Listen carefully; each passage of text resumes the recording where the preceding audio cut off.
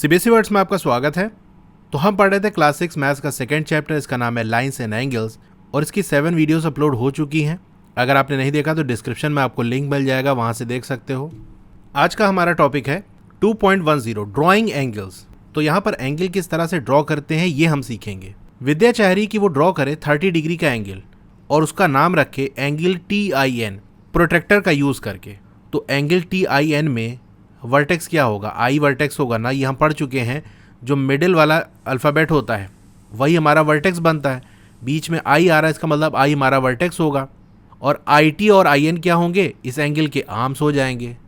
अब एक आर्म, चलो मान लेते हैं यहाँ पर IN, इसको हम रेफरेंस ले लेते हैं, यानी इसको हम बेस मान लेते हैं।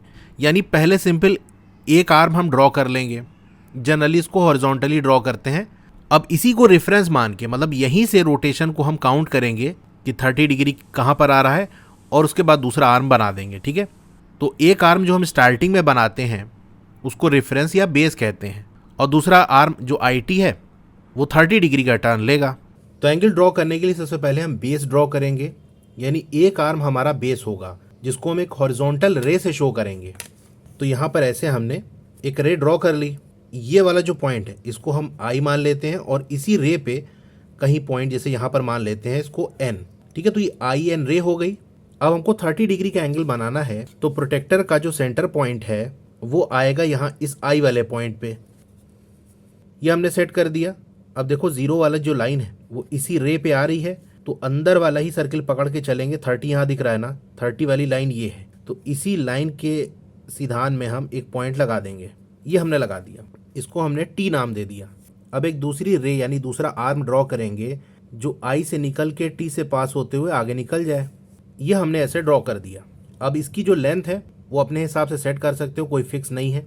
इसी तरह से जो T और N पॉइंट है इसी रे पे होने चाहिए। N पॉइंट को आप पहले ले लो, आगे ले लो, इसी तरह T पॉइंट को आप आगे मार्क कर दो, पीछे मार्क कर दो, इससे फ़र्क नहीं पड़ता। बेसिकली एंगल हमारा इसके बीच में बनता है ना, तो TIN या NIT जो एंगल बनेगा वो ये होगा। ठीक है, इस तरह से हम कर देंगे और लिख देंगे कितना डिग्री बनना है, 30 डिग्री का एंगल बनना है। तो इस तरह से एंगल को ड्रॉ किया जाता है। तो ये मैंने आपको बता दिया किस तरीके से ड्रॉ करना है। चलिए एक गेम खेलते हैं। अब देखो इस गेम के लिए कई सारे स्टूडेंट की ज़रूरत पड़ेगी, तो यहाँ पर एक्सप्लेन तो नहीं किया जा सकता, ये आपको स्कूल में ही खेल सकते हो आप। अब चलिए पेज नंबर 49 पे जो फिगर इट आउट है उसको हम देख लेते हैं। In figure 2.23 list all the angles possible. तो यहाँ फिगर में आपको जितने भी एंगल पॉसिबल हैं वो सारे लिस्ट कर लेने हैं। क्या सारे ही एंगल आपने निकाल लिए? Now guess the measures of all the angles. पहले तो एंगल आपको मार्क कर लेने हैं। ठीक है, कहाँ कहाँ एंगल बनना है। जैसे देखो एक एंगल आपका यहाँ बनेगा। ठीक है, ये कौन सा एंगल होगा?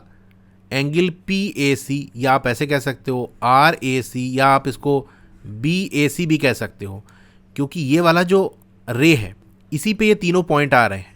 और एंगल का नाम रखने के लिए एक रे पे जो भी पॉइंट्स आते हैं कोई एक पॉइंट उठा लेते हैं। जैसे इसी रे पे B भी आ रहा है, यहाँ पर आपका R आ रहा है, यहाँ P आ रहा है, तो एक ही पॉइंट कोई उठाना है। तो अगर P उठाओगे तो PAC बन जाएगा, R उठाओगे तो RAC बन जाएगा, B उठाओगे तो BAC बन जाएगा। ठीक है, बाकी आपने सीखा ही है कैसे हम नेमिंग करते हैं। अच्छा, यहाँ भी एक एंगल बनेगा, लेकिन इसका हम नाम नहीं रख सकते। क्यों? क्योंकि A से इधर जो रे जा रही है इस पर कोई पॉइंट हमको मार्क नहीं है। यानी हम ऐसे तो कह सकते हैं कि CA, अब यहाँ से ये क्या जाएगा आगे, तो बन तो रहा है एंगल, लेकिन इसको शो करना पॉसिबल नहीं है। इसीलिए हमसे कह रहा है कि सारे एंगल जो कि पॉसिबल हैं वही आपको लिस्ट करने हैं। अगर इधर कोई पॉइंट दिया होता तो हम यहाँ भी एंगल बना सकते थे। बन तो रहा है लेकिन उसका नाम नहीं रख सकते। ठीक है, याद रखना। फिर एक एंगल आपका ये बनेगा APL वाला। इधर भी तो एक एंगल बनेगा RPL वाला। फिर यहाँ एक एंगल बनेगा, हर कॉर्नर पे आपके एंगल बनेगा। यहाँ बनेगा ये B वाले पॉइंट पे भी तो एंगल बनेगा। ऐसे देख लो क्या बनेगा, 180 डिग्री है कि नहीं, या ऐसे देख लो तो एंगल B आपका यहाँ पर बनेगा। तो ऐसे हम इसको शो कर देंगे। फिर नीचे आ जाओ, यहाँ एंगल बन तो रहा है लेकिन ये वाली जो रे है इस पर कोई दूसरा पॉइंट मार्क नहीं है, तो हम इसको शो नहीं कर सकते। तो ACD ये वाला एक एंगल हो जाएगा। फिर यहाँ एंगल D आपका बन जाएगा, ये एंगल बन जाएगा, ये यहाँ पर एक एंगल बन जाएगा, RSL ये वाला एंगल बन जाएगा। फिर ये एंगल बन तो रहा है लेकिन इस वाली रे पे आगे कोई पॉइंट मार्क नहीं है, तो उसका नाम नहीं रख सकते हम। तो ये कुछ एंगल्स आपके बन रहे हैं, आपको इनका मेज़र निकालना है। तो पहले तो एंगल के नाम लिख लेने हैं, फिर उसका गेस आपको करना है, यानी अंदाज़ा लगाओ कि ये कितना एंगल होगा। ये वाला जो एंगल है कितना है, एक गेस लगाना है। उसके बाद आपको मेज़र करना है एंगल का प्रोटेक्टर का यूज़ करके। सारे ही जो नंबर्स हैं आपको रिकॉर्ड कर लेने हैं टेबल में, यानी कितना एंगल आपने गेस किया था और एक्चुअल में कितना एंगल आया वो आपको नोट करके फिर देखो आप कितना क्लोज थे एक्चुअल मेजरमेंट से। ठीक है, तो इस तरह से आपको ये टेबल बना लेना है। और ये देखो मैंने एंगल का नाम और क्या गेस किया था और क्या इसका एक्चुअल मेजरमेंट है। वो कैसे एंगल मेज़र करते हैं सारा डिटेल में मैंने एक्सप्लेन कर ही दिया था, तो यहाँ पर आपको एक एक एंगल मेज़र करके दिखाने की ज़रूरत नहीं है। आप सीख गए होगे, अब आप खुद से ट्राई करो। इतना बताने के बाद अगर आप खुद से नहीं कर पा रहे हो तो पीछे के टॉपिक को आपको और अच्छे से पढ़ने की ज़रूरत है। Question number 2, use a protractor to draw angles having the following degree measures. तो चलिए इसको ड्रॉ करके मैं आपको दिखा देता हूँ। तो हमको 110 डिग्री का एंगल ड्रॉ करना है। जैसे मैंने आपको सिखाया उसी तरह से आपको काम करना है। एक रे ऐसे बेस की तरह से ड्रॉ कर लेंगे। ये एरो लगा दिया, यहाँ कोई पॉइंट मार्क कर देते हैं। लेट सपोज ये ए है और ये पॉइंट हमारा बी है। अब प्रोटेक्टर का सेंटर पॉइंट यहाँ पर इस ए वाले पे रखेंगे और 0 से ये पकड़ते हुए अंदर चलेंगे 110 कहाँ आ रहा है, इसी लाइन में। ये यहाँ एक पॉइंट हमने मार्क कर दी। अब एक लाइन ड्रॉ करनी है जो ए और ये वाले पॉइंट को जोड़ती हो। ज़रूरी नहीं कि इसको ड्रॉ कर दो वही पॉइंट तक, लेकिन ये पॉइंट उसी लाइन के अंदर जो रे बनाएंगे उसी रे पे आना चाहिए। तो इसकी लेंथ हम छोटी भी रख सकते हैं, जैसे हम यहीं तक रख रहे हैं, लेकिन आप देख रहे हो कि अगर इसको आगे बढ़ाएं तो इसी पॉइंट से पास होके जाएगा। तो ये एरो बना दिया, ये हमारा 110 डिग्री बन गया।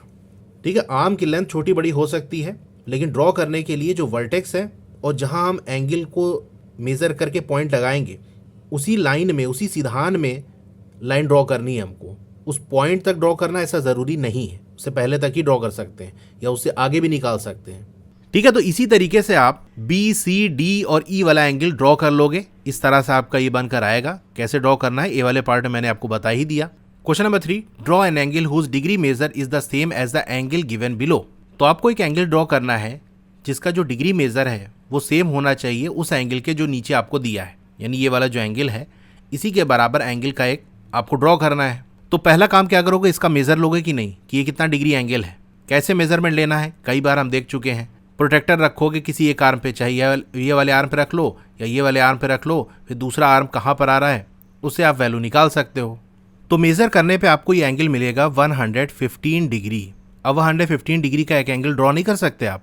बिल्कुल कर सकते हो। पहले आप एक ऐसे लाइन ड्रॉ करोगे जो बेस आपका होगा, यहाँ कोई पॉइंट मार्क कर लेते हैं, कोई दूसरा एंगल बनाना है ना, तो चलो ओ मान लेते हैं, ये हमारा एम हो गया। अब प्रोटेक्टर रख के एंगल देख लो 115 कहाँ आएगा, ऐसे कहीं जाएगा ये, तो ये एन पॉइंट हम नाम दे देते हैं। अब ये जो एंगल है आपका 115 डिग्री का है, तो सेम डिग्री मेजर का हमने ये एक दूसरा एंगल ड्रॉ कर दिया। इस तरह से आपको करना है। Also write down the steps you follow to draw the angle. क्या स्टेप्स आपने लिया?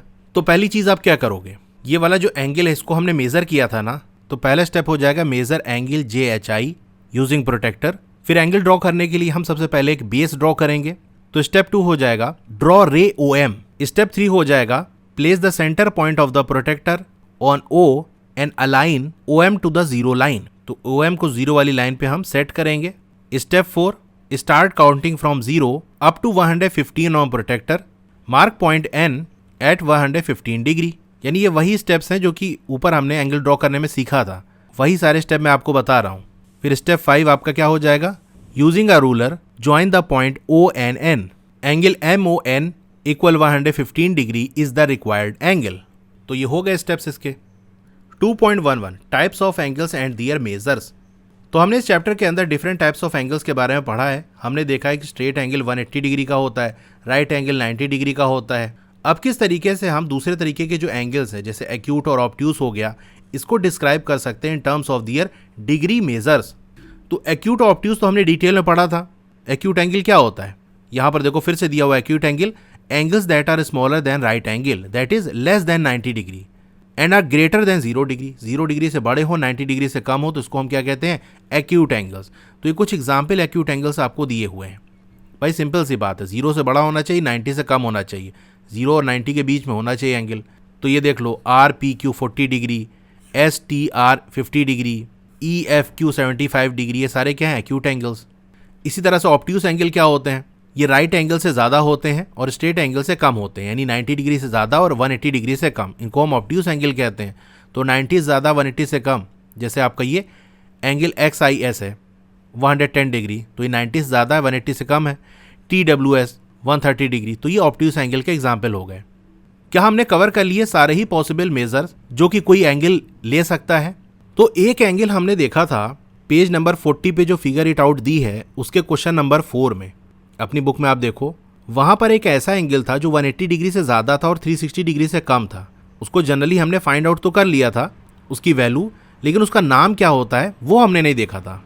तो चलिए यहाँ पर एक और तरीके के जो एंगल है उसको हम देख लेते हैं। रिफ्लेक्स एंगल की बात करते हैं। Angles that are greater than straight angle and less than a whole angle, that is यानी ऐसे एंगल जो 180 डिग्री से ज़्यादा हो और 360 डिग्री से कम हो, ऐसे एंगल को हम रिफ्लेक्स एंगल्स भी कहते हैं।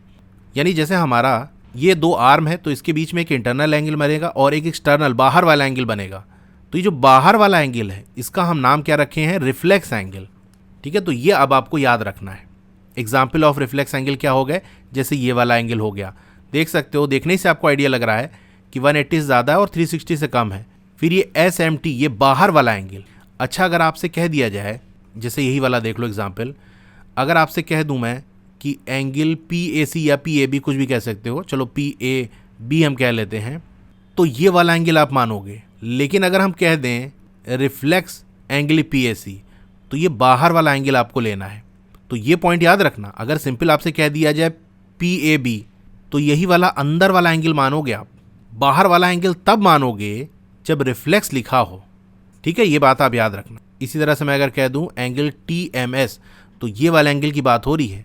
अगर बाहर वाले की बात करेगा तो पहले रिफ्लेक्स लिखेगा कि रिफ्लेक्स एंगल TMS। ठीक है, अब पेज नंबर 51 पे जो फिगर इट आउट है उसको देख लेते हैं। फर्स्ट क्वेश्चन है, in each of the below grids join A to the other grid point in the figure by a straight line to get. ये वाले में कह रहा है एन एक्यूट एंगल।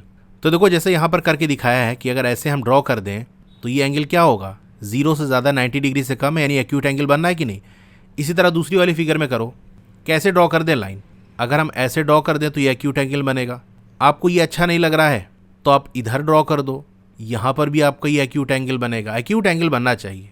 अगर ऐसे ड्रॉ कर दोगे तो ये आपका 90 डिग्री देखने से ही लग रहा है, तो ये ड्रॉ नहीं करना है। या फिर आप ऐसे कर दो तो ये जो एंगल बनेगा ये एक्यूट एंगल बनेगा, या आप चाहो तो ऐसे कर दो। देख रहे हो ना, कैसे भी हम ड्रॉ कर सकते हैं, एक्यूट एंगल बनना चाहिए। तो चलो हम ये कर देते हैं, ये एंगल हमारा बन गया। क्या क्या बन सकते हैं मैंने सारा बता दिया, बनाना एक ही डो है हमको।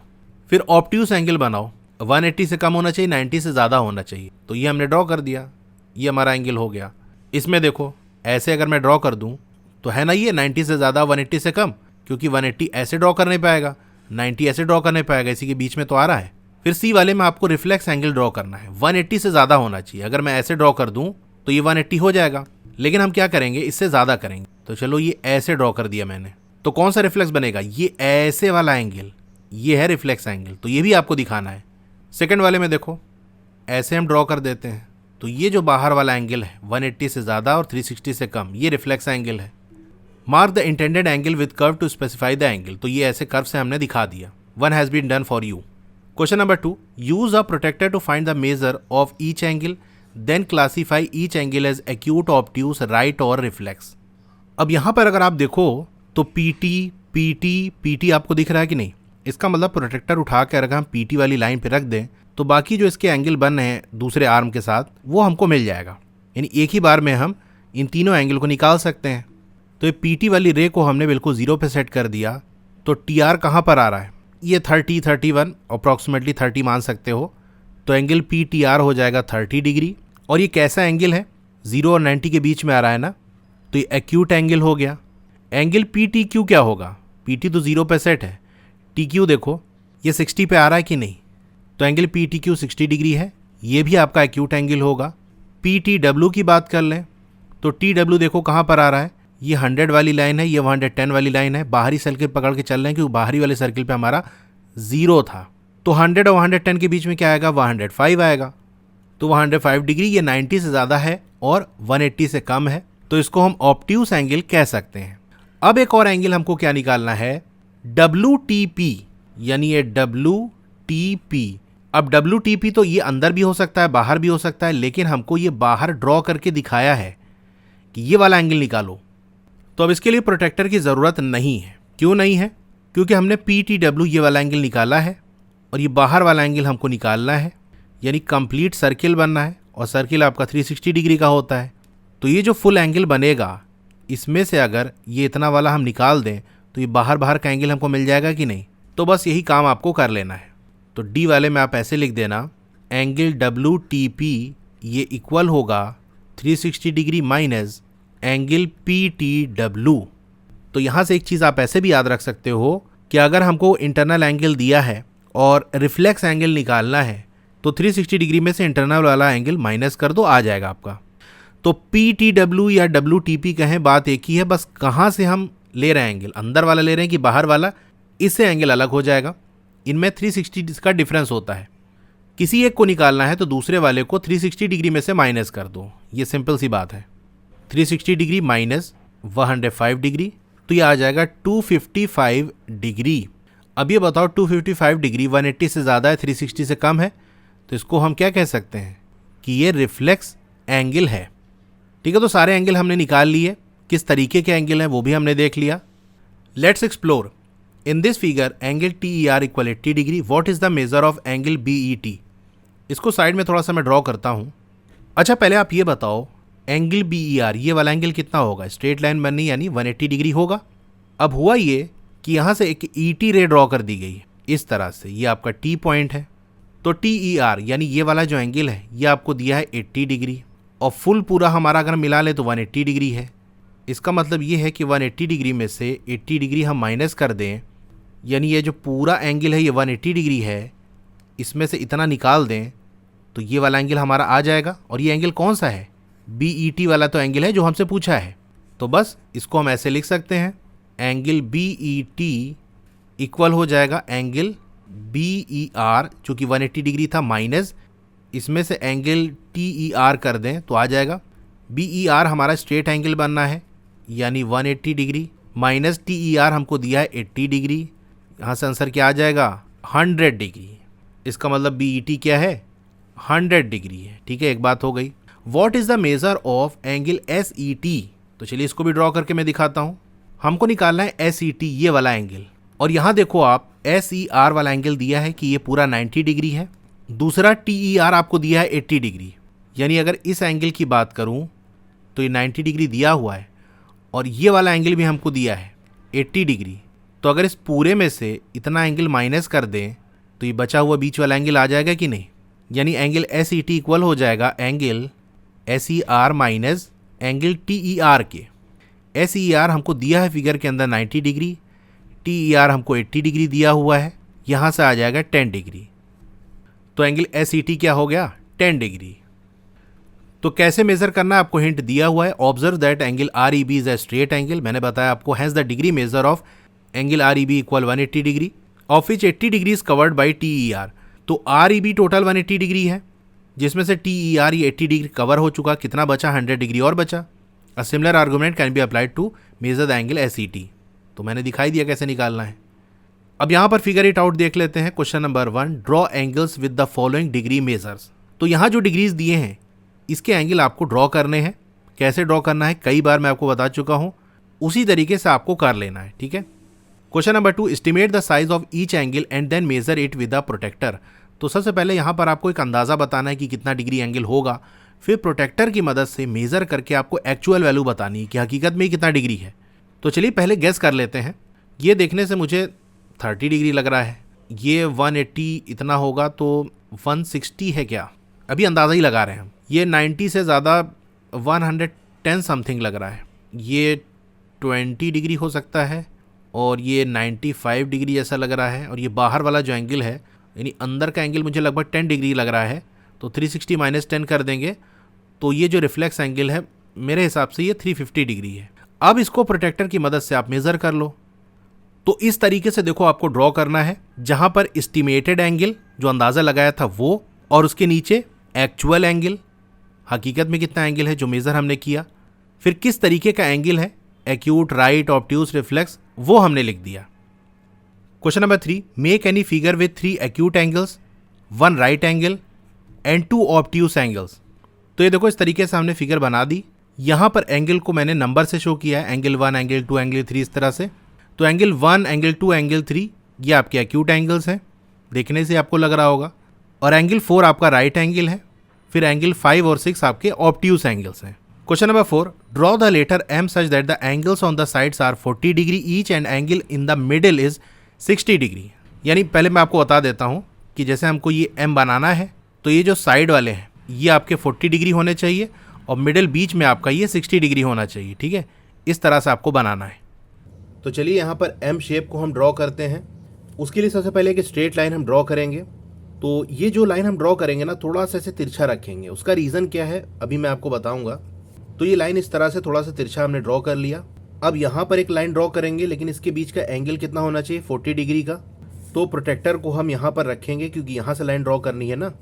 तो देखो 0 से चलते हुए ये 40 तक पहुँचे, 40 की लाइन हमारी ये है, तो हमने यहाँ डॉट लगा दिया। अब एक लाइन ड्रॉ करेंगे जो कि इसी डॉट के सीधान में हो, यानी प्रोटेक्टर को या स्केल से भी आप कर सकते हो। अब क्योंकि यहाँ पीछे स्केल की तरह से वर्क कर सकता है, कुछ मेजरमेंट तो हमको लेना नहीं है, इसीलिए मैं ऐसे ड्रॉ कर रहा हूँ। तो ये देखो इसी के सीधान में हम इसको सेट कर लेंगे और ये हमने लाइन ड्रॉ कर दी। अब फिर यहाँ से एक लाइन ड्रॉ होगी जो कि कितना बनाएगी, 60 डिग्री बनाएगी। तो ये हमारा 40 डिग्री है। अब 60 डिग्री की लाइन बनानी है, तो इधर 0 से चलते हुए 60 हमारा कहाँ आएगा, ये आएगा, पॉइंट लगा दिया। अब इसी के सीधान में हम सेट कर देंगे। ये लाइन ड्रॉ हो गई। अब यहाँ से फिर से 40 डिग्री बनाना है, तो 40 डिग्री वाली लाइन ये है, ये डॉट लगा दिया और ये हमारी लाइन बन गई। यहाँ पर ये 60 डिग्री है, ये आपका 40 डिग्री है। तो ये हमारा m बन गया। अब मैंने तिरछा इसको इसलिए कहा था क्योंकि अगर स्ट्रेट लेते ना तो ये वाली जो लाइन है और तिरछी हो जाती, यानी अगर ऐसे ड्रॉ करते तो ये कुछ इस तरीके से ड्रॉ होता। ठीक है, तो टेढ़ा से m दिखता तो अच्छा नहीं लगता। ऐसे भी ड्रॉ कर सकते हो, आपको तो पहले आइडिया नहीं लगेगा ना कि कहाँ जाएगा ये, लेकिन क्योंकि मैं बना चुका हूँ इसलिए मुझे आइडिया है कि कैसे आएगा, इसीलिए मैंने पहले से इसको तिरछा रखा था ताकि ये लाइन सही उसी हिसाब से आ जाए और ये इधर ना भागे। Question number 5, draw letter y such that the three angle formed are 150 degree, 60 degree and 150 degree. चलिए ड्रॉ करते हैं। अब y शेप बनाने के लिए सबसे पहले एक स्ट्रेट लाइन हम ड्रॉ करेंगे। ये लाइन हमारी ड्रॉ हो गई। अब ऐसे एक लाइन ड्रॉ कर देंगे और दूसरी लाइन ऐसे ड्रॉ कर देंगे। लेकिन ये वाली जो लाइन ड्रॉ करेंगे, कोई से भी ड्रॉ कर सकते हो, ये ड्रॉ कर लो चाहे ये ड्रॉ कर लो, ये वाली जो ड्रॉ करेंगे इसके बीच में 150 डिग्री का एंगल बनना चाहिए। तो उठाइए अपना प्रोटेक्टर और इसका सेंटर लगा दिए यहाँ पर। अब देखो ये बाहर वाला सर्किल पकड़ के चलेंगे क्योंकि यही 0 वाली लाइन पे है, बाहर चले 150 कहाँ पर आया, ये आया, तो ये हमने पॉइंट लगा दिया। अब वैसे तो लेंथ वगैरह मेजर करके आपको ड्रॉ करने की ज़रूरत नहीं है, लेकिन छोटा बड़ा ना हो जाए इसलिए मैं आपसे ही रिकमेंड करूंगा कि आप स्केल का यूज़ कर लेना। m वाला तो ऐसे ही डायरेक्ट मैंने बता दिया था, लेकिन फिर मुझे लगा कि कहीं ऐसा ना हो कि ये लेंथ कम ज़्यादा आप कर दो, तो यहाँ भी आप मेजरमेंट कर लेना। जैसे ये वाली लेंथ है, इसको कुछ मेजरमेंट ले लेना कुछ सेंटीमीटर का। इसी तरह से ये वाली जो लेंथ है और ये लेंथ बराबर होनी चाहिए, ये वाली लेंथ और ये वाली लेंथ बराबर होनी चाहिए, तब देखने में सही लगेगा। तो ये वाली डॉट और ये लाइन इसी के सीधान में हम रूलर को अपनी सेट करेंगे। ये लाइन हमने ड्रॉ कर दी। अब इसी तरीके से यहाँ से 150 डिग्री ड्रॉ करेंगे ये वाली लाइन। अब देखो अंदर वाले सर्किल पे 0 है तो अंदर चलेंगे, 150 यहाँ आएगा, ये डॉट लगा दिया हमने। और 4 सेंटीमीटर की लाइन हमने ड्रॉ की थी तो 4 ही सेंटीमीटर की इधर भी ड्रॉ कर देंगे। अब इसका एंगल आप अगर मेज़र करोगे तो देखो 60 डिग्री ही आपका आएगा। ठीक है, 60 डिग्री वाली ही लाइन है ये। तो यहाँ बनेगा आपका 150 डिग्री, ये बनेगा 60 डिग्री और ये भी आपका बनेगा 150 डिग्री। तो ये वाई शेप हमारा बन गया। क्वेश्चन नंबर 6, द अशोका चक्र हैज़ 24 स्पोक्स। तो जैसे व्हील में सेंटर से कुछ रॉड टाइप का ऐसे लगा होता है ना, जो लाइन बनी होती है, इसी को स्पोक्स कहते हैं। तो अशोका चक्र के अंदर 24 स्पोक्स होते हैं। What is the degree measure of the angle between 2 spokes next to each other. यानी अगल बगल वाले 2 स्पोक के बीच में क्या एंगल बनेगा ये बता दो। देखो हम जानते हैं कि होल एंगल इक्वल होता है 360 डिग्री के। एक पूरे सर्किल के अंदर 360 डिग्री बनता है, यानी होल एंगल बनता है। और इसी पूरे सर्किल को 24 पार्ट्स में बांट दिया गया है स्पोक्स के थ्रू, यानी इसके 24 पीसेस किए गए हैं। तो हर एक पीस का, हर एक पार्ट का एंगल आपको निकालना है, तो सिंपल 24 से इसको डिवाइड कर दोगे। यानी सर्किल जितने पार्ट में डिवाइड रहता है ना, उसका एंगल भी उतने ही पार्ट में डिवाइड हो जाता है। तो एंगल 360 डिग्री बनता है सर्किल में, तो जितने पार्ट्स में डिवाइड हुआ है उससे डिवाइड कर दो, एक पार्ट की आपको एंगल की वैल्यू आ जाएगी। तो आप लिखोगे यहाँ पर degree measure of the angle between 2 spokes next to each other equal 360 degree divided by 24 equal 15 degree. तो 2 अगल बगल वाले स्पोक के बीच में कितना एंगल बनेगा, 15 डिग्री बनेगा। What is the largest acute angle form between 2 spokes. तो कोई सा 2 स्पोक्स, अगल बगल वाला ज़रूरी नहीं है, जिनके बीच में एक्यूट एंगल बनना हो। सबसे बड़ा एक्यूट एंगल किन 2 स्पोक के बीच में बनेगा। जैसे एक स्पोक अगर हम ये पकड़ लें और एक ये वाला पकड़ लें तो एक्यूट एंगल तो बनना है, लेकिन क्या इससे बड़ा भी बन सकता है। अब इसको थोड़ा समझो। अब जैसे एक स्पोक हम ये वाला ले लेते हैं और एक ये वाला ले लेते हैं, तो इसके बीच में कितना एंगल बनेगा? 15 डिग्री। एक्यूट तो है, लेकिन क्या इससे बड़ा नहीं बन सकता, क्योंकि हमको लार्जेस्ट एक्यूट चाहिए। अगर दूसरा वाला ये हम स्पोक पकड़ लेते हैं तो यहाँ से यहाँ 15 बनेगा, यहाँ से यहाँ 15 बनेगा, यानी टोटल 15 टू ज़ा 30 डिग्री का एंगल बनेगा इन दो स्पोक के बीच में। और बड़ा नहीं बन सकता क्या? चलो ये ले लेते हैं, तो यहाँ 15, यहाँ 15, यहाँ 15, इन दोनों के बीच में जो टोटल एंगल बनेगा वो 45 डिग्री का बनेगा। इससे बड़ा भी हो सकता है क्या? अगर हम ये वाला स्पोक और पकड़ लें तो 1 2 3 4, 4 मल्टीप्लाई बाई 15 जो कि होगा 60 डिग्री। इससे भी बड़ा बन सकता है क्या? यानी इसी तरह से आपको मल्टीप्लाई करके देखते जाना है। ये ले लें तो 1 2 3 4 5, यानी 5 मल्टीप्लाई बाई 15 डिग्री आपका आ जाएगा 75 डिग्री। तो 75 डिग्री भी आपका एक्यूट एंगल है। अगर हम ये वाला स्पोक पकड़ लें तो 1 2 3 4 5 6, इसके बीच में 6 पार्ट आ रहे हैं। एक पार्ट का एंगल है 15 डिग्री, 15 6 आपका 90 डिग्री आ जाएगा। 90 डिग्री आपका एक्यूट एंगल नहीं होता, इसका मतलब मैक्सिमम 75 डिग्री ही बन सकता है। इसके बाद अगर एक और स्पोक हम ले आएंगे तो फिर वो 90 डिग्री बना देगा, जो कि एक्यूट एंगल नहीं रह जाएगा। तो हमसे यही पूछ रहा था किसी भी दो स्पोक के बीच में लार्जेस्ट एक्यूट एंगल कितना बन सकता है। तो जैसे यही दो स्पोक हमने पकड़ लिया तो इसके बीच में 75 डिग्री बनना है, तो बस ये मैक्सिमम है। इससे ज़्यादा अगर हम बड़ा करेंगे तो क्योंकि 15 डिग्री हर बार इंक्रीज हो रहा है ना, तो अगली बारी 90 डिग्री हो जाएगा, जो कि एक्यूट एंगल नहीं है। तो आप ऐसे लिखोगे यहाँ पर largest acute angle form between two spokes equal कितना हो जाएगा? 5 multiply by 15 degree equal 75 degree. ये बड़े से बड़ा है। इसके बाद जस्ट फिर 90 डिग्री आ जाएगा, क्योंकि 15 degree, 30 degree, 45 degree, 60 degree, 75 degree, ये एंगल्स हम देखते आ रहे थे। अगला वाला अब 90 डिग्री हो जाएगा, तो बस ये 75 मैक्सिमम है। तो लार्जेस्ट एक्यूट एंगल आपका कौन सा बन सकता है? 75 डिग्री का बन सकता है। क्वेश्चन नंबर 6 हो गया। क्वेश्चन नंबर 7, आपको यहाँ एक पजल दिया हुआ है। I am an acute angle, मैं एक एक्यूट एंगल हूँ। अगर मुझे डबल कर दिया जाए तो भी मैं एक एक्यूट एंगल रहूँगा, अगर ट्रिपल कर दिया जाए तो भी मैं एक एक्यूट एंगल रहूँगा, अगर क्वाड्रुपल यानी 4 टाइम्स कर दिया जाए तो भी मैं एक एक्यूट एंगल मिलूंगा फिर से। लेकिन अगर आप मुझे 5 से मल्टीप्लाई कर देते हो तो फिर आपको एक ऑब्ट्यूस एंगल मिलेगा। What are the possibilities for my measure? तो मेरा मेजरमेंट क्या हो सकता है? अब क्या हो सकता है ये हमको पता नहीं है। तो जब कभी ऐसा होता है कि कोई चीज़ हमको नहीं पता होती कि ये कितना है, तो उसको हम कुछ मान लेते हैं।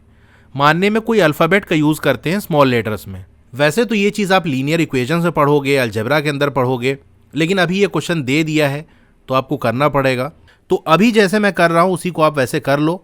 बाकी जब अलजेब्रा आप पढ़ोगे, इक्वेशंस के बारे में पढ़ोगे, इनइक्वालिटीज़ के बारे में पढ़ोगे, तो ये चीज़ें आपको और अच्छे समझ में आएंगी।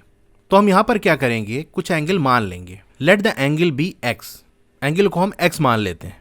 अब हमको जो कंडीशन दी है वो हम लिख देंगे according to the given condition. पहली कंडीशन क्या दी है कि अगर आप मुझे डबल कर दोगे तो आपको एक एक्यूट एंगल मिलेगा। एक्यूट एंगल यानी 90 डिग्री से कम मिलेगा।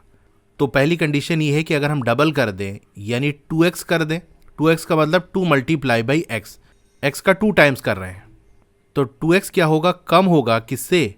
90 डिग्री से। 90 डिग्री हमने कहाँ से निकाला? एक्यूट एंगल से कम है ना, तो एक्यूट एंगल आपका 90 डिग्री से कम होता है। तो यहाँ से कंडीशन क्या निकल कर आएगी?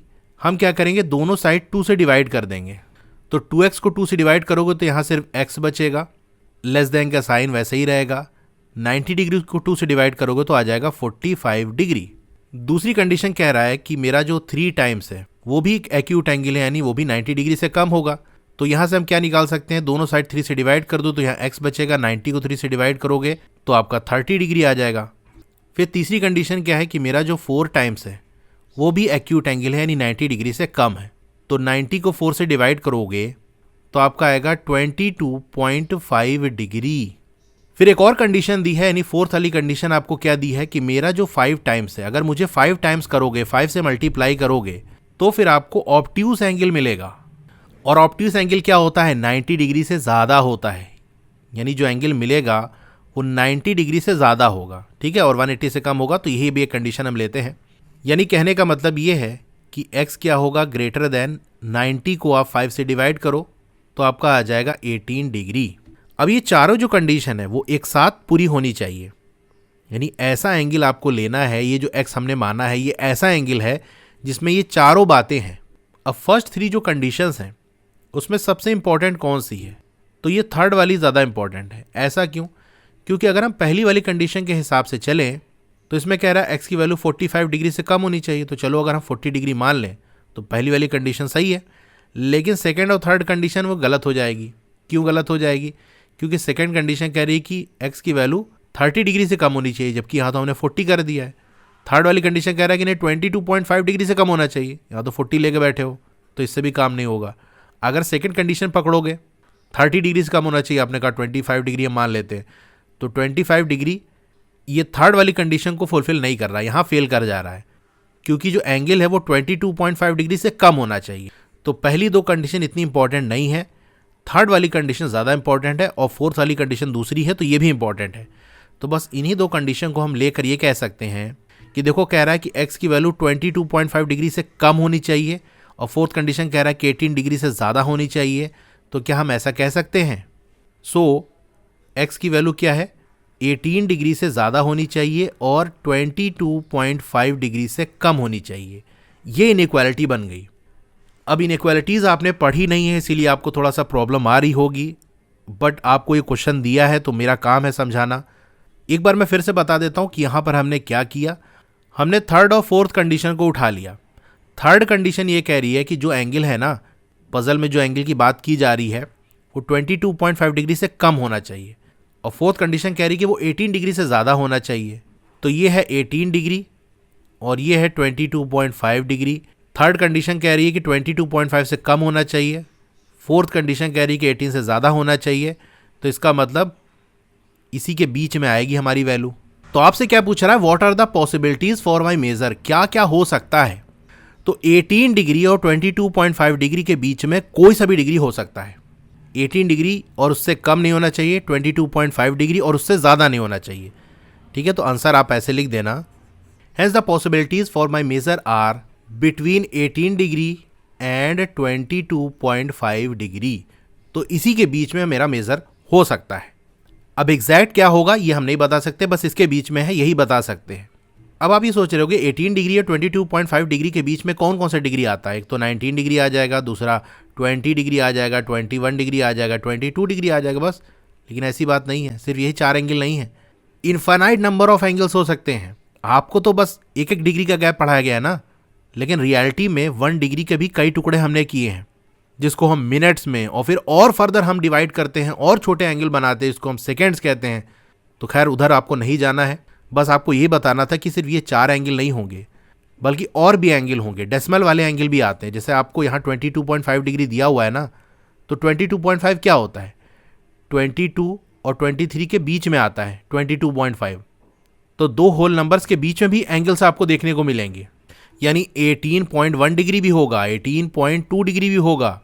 इसके अलावा और छोटे भी एंगल्स होंगे, जहाँ पर हमको ज़्यादा नहीं जाना है। बस ये आपका इतना आंसर हो गया। अब अगर आप ये चेक करना चाहते हो कि जो आंसर हमने निकाला है वो सही है कि नहीं, तो चलो कुछ हम मान लेते हैं। जैसे हमारे एंगल की वैल्यू 18 डिग्री और 22.5 डिग्री के बीच में होनी चाहिए, तो चलो x को हम 20 डिग्री मान लेते हैं। तो सारी कंडीशन पूरी हो रही है कि नहीं? पहली कंडीशन देखो, x 45 डिग्री से कम होना चाहिए, 20 तो कम है, 30 से भी कम है, 22.5 से भी कम है, 18 से ज़्यादा है। हो गई नहीं सारी कंडीशन पूरी? ये आंसर निकाला है हमने वो सही है। तो क्वेश्चन नंबर 7 हमारा हो गया। इसी के साथ ही चैप्टर भी हमारा पूरा कंप्लीट हो गया। वीडियो अच्छी लगी हो तो लाइक करिए, चैनल पर नया है तो सब्सक्राइब करिए, मोर पे क्लिक कर देना है। फिर से आपको मोर पे क्लिक कर देना है तो डिस्क्रिप्शन ओपन हो जाएगा, स्क्रॉल डाउन करोगे तो आपको क्लास 6 की बुक का लिंक मिल जाएगा, उसके नीचे व्हाट्सएप चैनल का लिंक मिल जाएगा, उसको जरूर से ज्वाइन कर लेना, क्योंकि वहां आपको सारी अपडेट मिलती रहेगी। डोंट वरी, आपका नाम और फोन नंबर किसी को विजिबल नहीं होगा। उसके नीचे वेबसाइट का लिंक मिल जाएगा, फिर क्लास 6 मैथ्स के फुल चैप्टर की प्लेलिस्ट आपको मिल जाएगी, उसके नीचे सिर्फ क्वेश्चन अगर आपको देखना है तो वाली प्लेलिस्ट मिल जाएगी, उसके नीचे साइंस की प्लेलिस्ट मिल जाएगी। तो जिसकी भी वीडियो देखनी है उसके साथ में जो लिंक है उस पर क्लिक करोगे तो वो प्लेलिस्ट ओपन हो जाएगी, वहां से देख सकते हो। Okay, thank you.